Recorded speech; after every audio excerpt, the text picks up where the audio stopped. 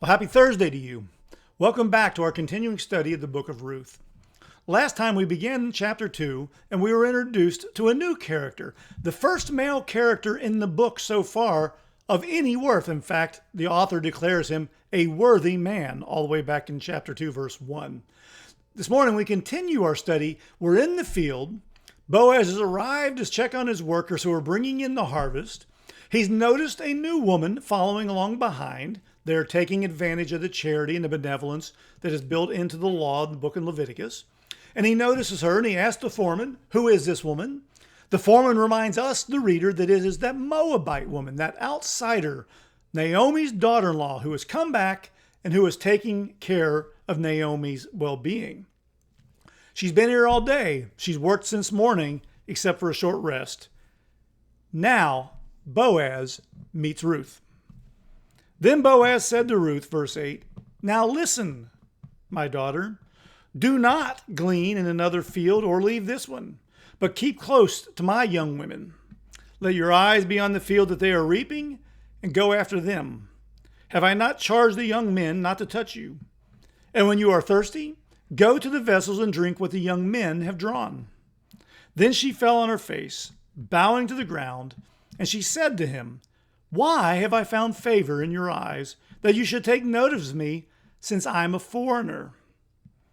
But Boaz answered her, "All that you have done for your mother-in-law since the death of your husband has been fully told to me, and how you left your father and mother and your native land and came to a people that you did not know before.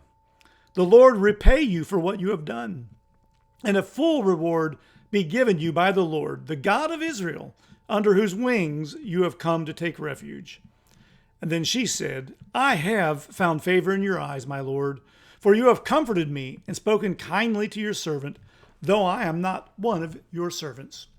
And so this is the first interaction between Ruth and Boaz.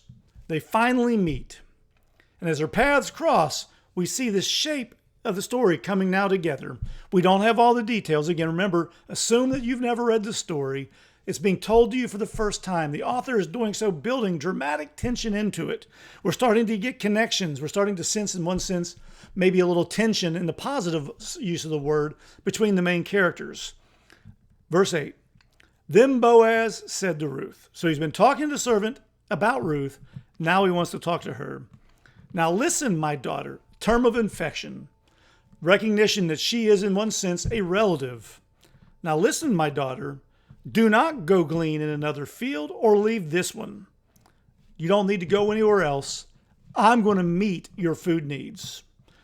But keep close to my young women. Stay not only with a pack in the negative sense of the word, but stay with the group where you'll be safe. But also stay with my group where I'm going to treat you as though you're one of my own." Moreover, he continues to say in verse 9, "Let your eyes be on the field that they are reaping, and go after them." So watch them. What they do, you go do it also. Where they work, you work. Not only is he concerned for her well-being that way and providing food for her and keeping her safely at home, if you will, amongst his people in his field, he's also protecting her, in a sense, from the potential abuse, not only from other landowners who might take advantage of a young woman like this. He's also offering her protection even from his own young men. "Have I not," he asks in verse 9, "charged the young men not to touch you?" He's providing her protection for her well-being. They're not to verbally abuse her or accost her, but they're also not to touch her, not to harass her, or perhaps even worse. But more than that, when you go thirsty, and you're going to go thirsty out working all day in the field, when you go thirsty, don't suffer, go to the vessels and drink what the young men have drawn. Go take advantage of the work of my people again. So not only is he providing food for her, he's also providing her water. Notice Ruth's response there, beginning in verse 10. Then, in light of all this magnanimous generosity coming to her from Boaz, a man she's never met, simply because he's a relative of Elimelech, then she fell on her face, humbled herself, would not look him in the eyes. She bowed to the ground. She's honoring him as being far superior to her.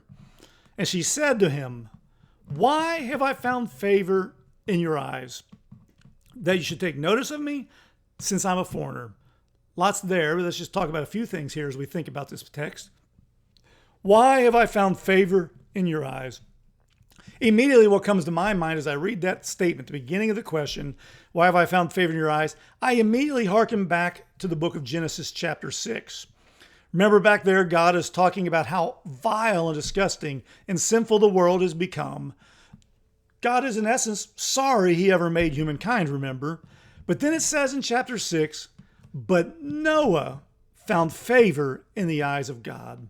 Out of the midst of all that turmoil, God saw something good, saw some reason to extend favor to Noah. And in the same way here's Ruth recognizing that she has no place on the food chain in town. She's at the bottom of society. She's an outcast. She's a widow. She's the product of intermarriage and the failure of Elimelech and his boys to stay faithful to the covenant.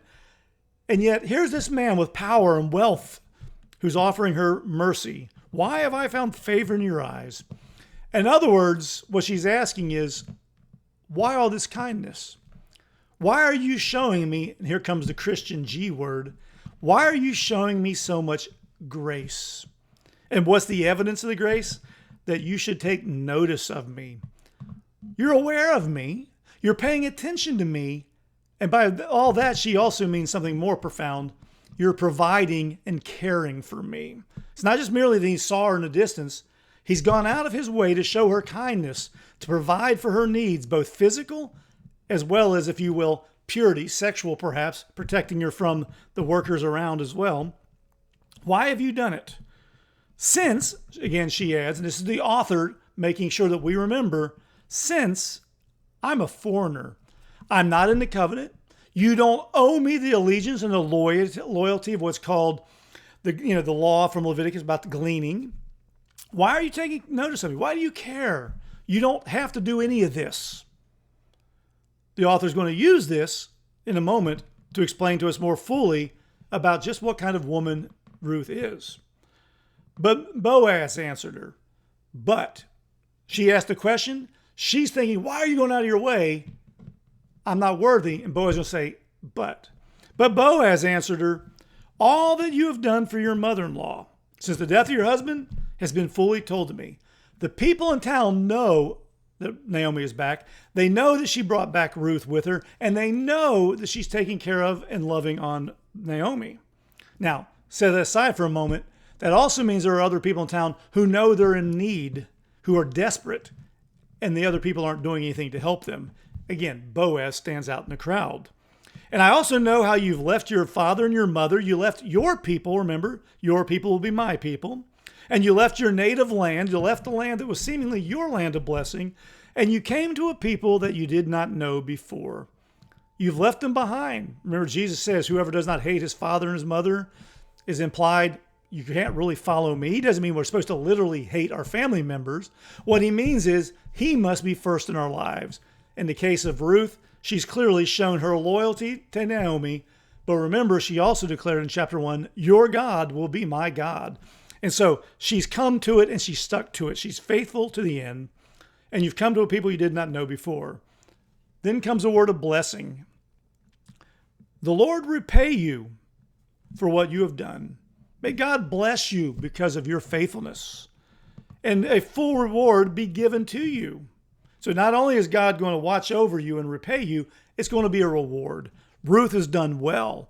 Ruth has been faithful. Ruth has been kind and stayed with her mother-in-law through all these things. May he repay you. May a full reward be given to you by the Lord, Yahweh, the covenant God, the God, Elohim, the creator of Israel. And then notice the language there at the end of verse 12. Under whose wings you have come to take refuge. Yet again, a reference to Ruth's not only faithfulness to Naomi, but Ruth's newfound faith to the God of the Bible. She sought protection under his wings. The mother hen protecting his chicks. May he, that God, be the one who blesses you. Then she said, I have found favor in your eyes. The implication seems to be, back in verse 10, she was incredulous that she would have the favor of Boaz. Now she knows she has. I have found favor in your eyes, Lord. What's the proof? For you have comforted me. You've loved me. and you've spoken kindly to your servant. And most miraculous, amazing, wondrous of it all, you've done this though I'm not one of your servants. Though I'm an outsider, I'm unworthy. You don't have to do it. You've extended grace, unmerited favor, a gift upon somebody so unworthy. She's awed by it. She's humbled by it. And now she's about to be blessed by it. Be with us next week as we continue on in chapter 2.